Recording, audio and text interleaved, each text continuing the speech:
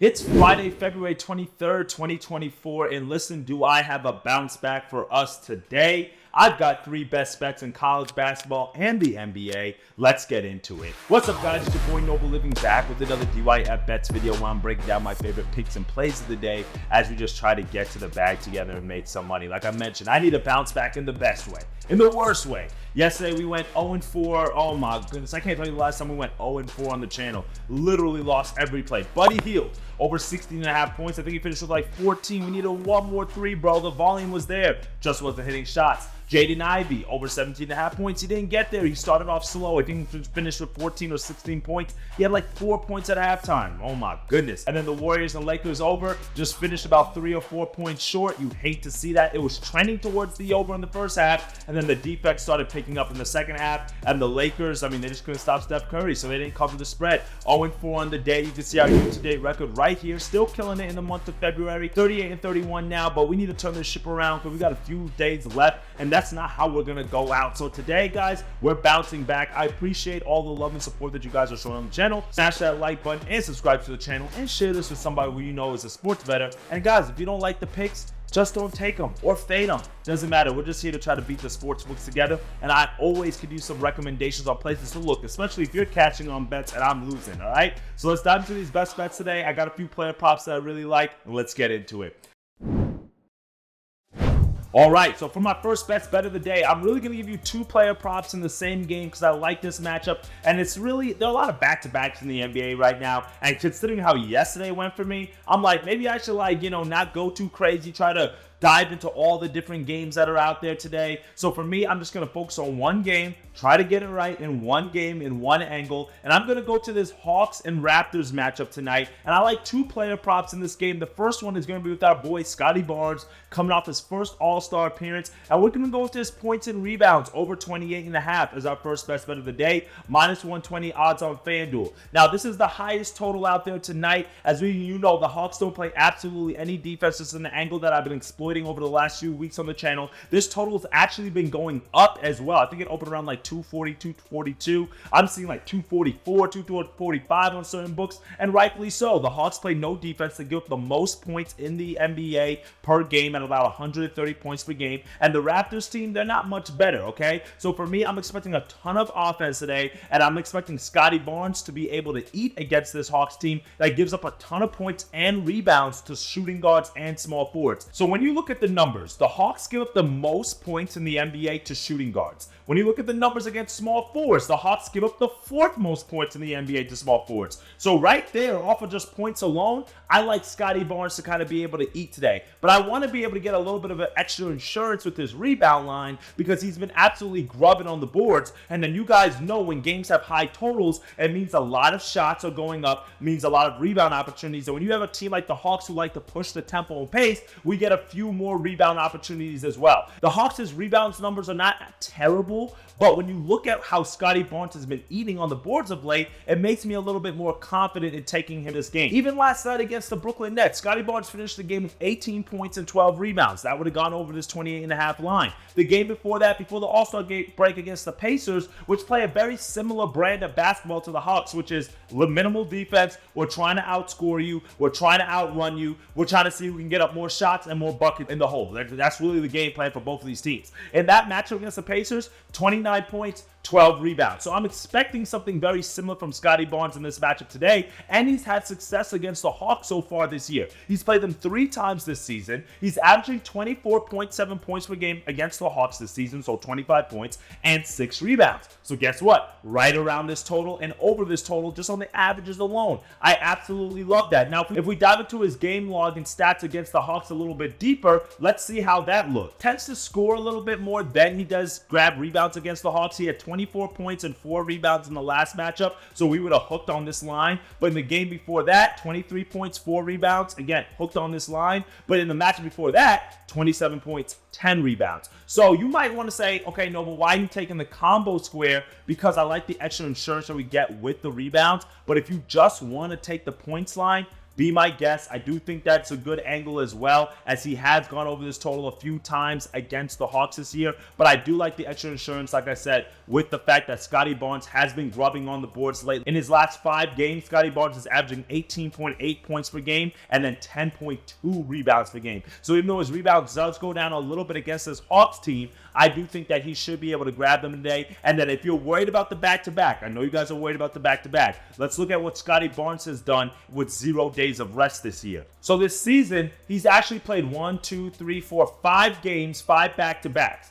Okay, the last one being on February the 10th against Cleveland. He had 24 points, 10 rebounds, 10 assists, a triple-double. Great game. Against a Cleveland team that's pretty stout in defense, but he would have went over this points and rebounds line. In another back-to-back before that, he played the Pelicans. Only 25 minutes in that game, though, because it was a blowout. So he only had 17 points and 5 rebounds, but it makes sense because he was well below his average in terms of minutes per game. But now let's look at Chicago, another team that's pretty good defensively, 31 points, 7 rebounds, second night to the back-to-back. And then what about the Pistons that he played earlier this year? A team defensively that is comparable to this Hawks team, 22 points, 9 rebounds. So if you're worried about the back-to-back angle, I really wouldn't worry about it too much. 1, because he's coming off an all-star break, so he's had days of rest. 2, he's also shown that he can go over this line and still be active both on the boards and with his shot volume on a back-to-back. So I like Scottie Barnes today to get over this 28.5 points and rebounds. If you want to take the points line, be my guest. Now, for the other best bet in this game, you probably know who I'm going to go to, because I mentioned there's going to be a lot of points, which means a lot of scoring, which means what? A lot of passing and assists. So we got to go with my boy, Trae Young, over 11.5 assists, plus 100. If you can get 10.5,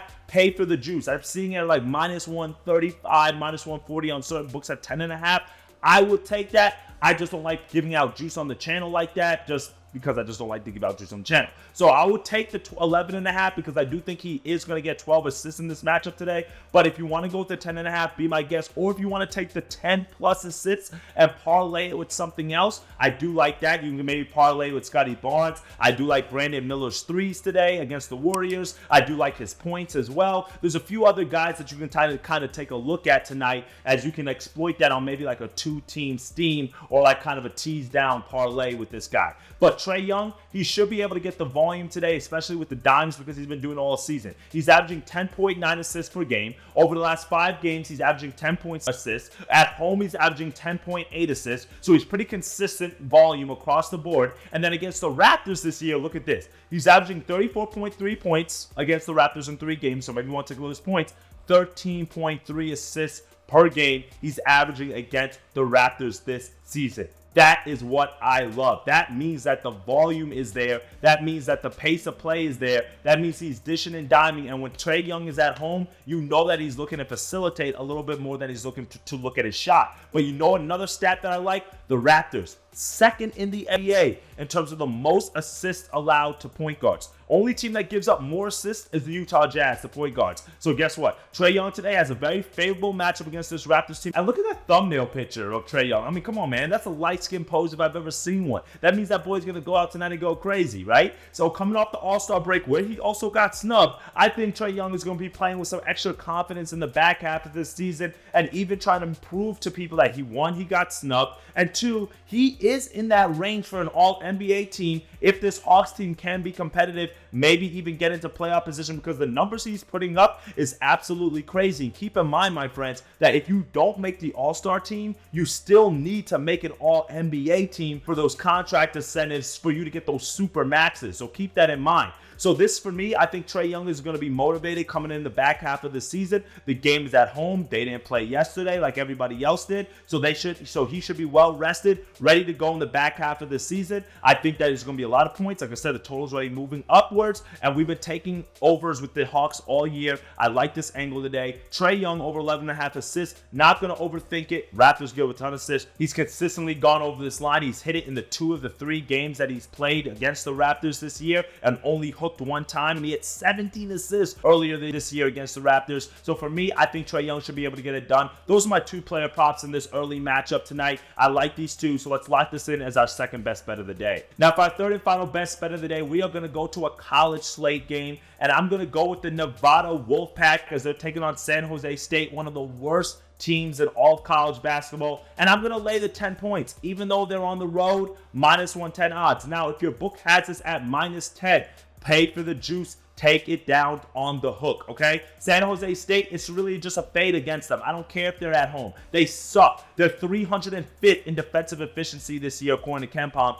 240th in terms of all college basketball teams. 9-18 on the year and 2-12 on the year in conference. The only conference wins they have are against Air Force, the only team that's worse than them in the Mountain West Conference. Now, Nevada is on the road in this matchup where they've had some struggles this year, especially in conference play. But Nevada is a solid team, and keep in mind the few times that you tapped into this channel how I've broken down what's going on in the Mountain West in terms of the conference standings. This is a game that Nevada cannot lose. I mean, if you want to take them on a money line parlay with somebody else, be my guest. But I like the fact that Nevada is on the road today and just had a really bad San Jose State team, and they're coming off 2 back-to-back wins. They beat UNLV and they beat Wyoming following that home loss against New Mexico where they lost by 1 point, which snapped a 3-game win streak. But this Nevada team has won 5 of their last 6 games. They're in good form. They have a strong offense, 67th ranked in college basketball, and a very strong defense,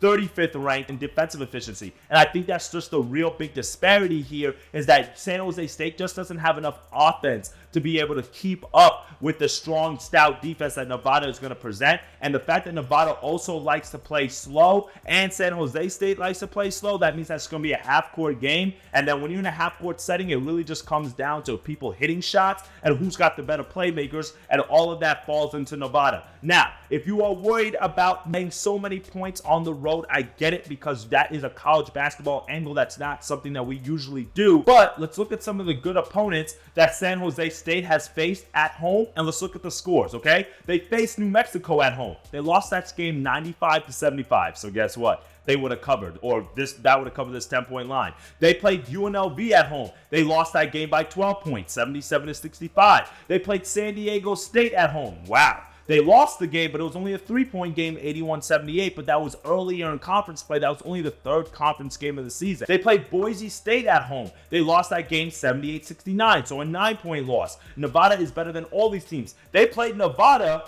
at Nevada, okay, so not the same, but they lost that game 90-60. You see what I'm saying here? So you lost that game at Nevada by 30 points. Now you're giving me 10 points on the road. Again, I get it. College basketball on the road is not easy, but San Jose State, they absolutely suck. And they played a home game not too long ago against Wyoming, and they lost that game 80-75. And again, Nevada is much better than all of these teams. So I get it if you don't want to lay this many points on the road, especially, you know, if you're like, this dude's been losing. Why is he now taking 9.5? This is one of those lines where I'm not trying to overlook it. I'm not trying to overthink it. The sports books have been giving us some weird lines of late, and if you've been taking them, they've been cashing. Like literally yesterday, Minnesota -3.5, -2.5. If you took that, that would have cashed. Mississippi State the other day, -6.5, 7.5. If you took that, it would have cashed. Even like Purdue against Rutgers yesterday, that line was like 18.5. They won that game by 30. So there are some lines here that are a little bit weird, that are a little bit big, but at the same time, I've been reading into these lines a little bit too much, and I think that's what's been hurting me over the last few days. So I'm just going to make a slight adjustment here. I'm not trying to overthink it. I'm just going to go with the better team. I'm going to go with what the sharp lines are telling me. New Nevada should cover this game, and that's just the best angle in this matchup. San Jose State has been a fade all year, and I think Nevada should be able to handle business in that tough Mountain West Conference. Still way too competitive. Nevada has something to play for. They should jump on this team early. If you want to take the first half at like -4.5, -5.5, be my guess, as I'm not opposed to that either.